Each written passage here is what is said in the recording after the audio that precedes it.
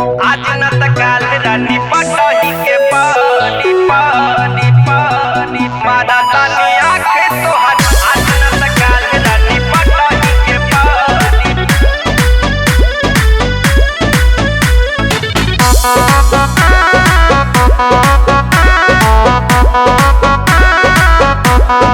आगे पीछे घूमेला करेला मन मानी अब हिंद चढ़ल के हमारो जवानी। आगे पीछे घूमेला करेला मन मानी अब हिंद चढ़ल के हमारो जवानी। सोटल चहेला बाबू हमारा तुजारी मारा तानी आखे तोहरा पबेरी बेरी। आज न त काल रानी पटही के पानी पटही के पानी मारा तानी आखे तोहरा पबेरी बेरी। आज न त काल रानी पटही के पानी पटही के पानी।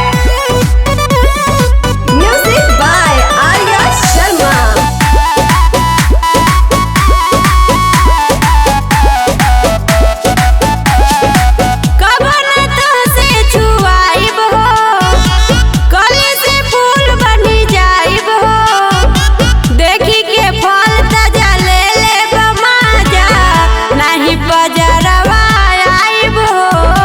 चढ़ल जवानी के पानी पिया दहो बानी भूखाइल एक बेरी खिया दहो। घरवा के हमरा लगावेला फेरी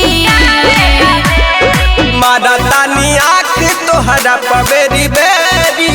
आज न त काल रानी पटही के पारी पटही के पारी मारा तानी आँख तोहरा पबेरी बेरी। आज न त काल रानी पटही के पारी आज न त काल रानी पटही के पारी पारी पटही के पारी।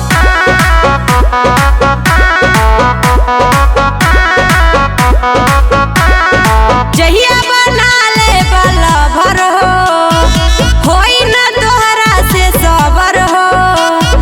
राजन उमेश राजा मौका मिली ता ओढ़े के कहबा चादर हो। कल तू प्यार मिली तोहरा के माजा हो कबो बनईबू तू के हुओ के राजा हो। बाके में आम बहुते भावे देरी मारा तानी आँख तोहरा पबेरी बेरी। आज न त काल रानी पटही के पारी पटही के पारी मारा तानी आँख तोहरा पबेरी बेरी।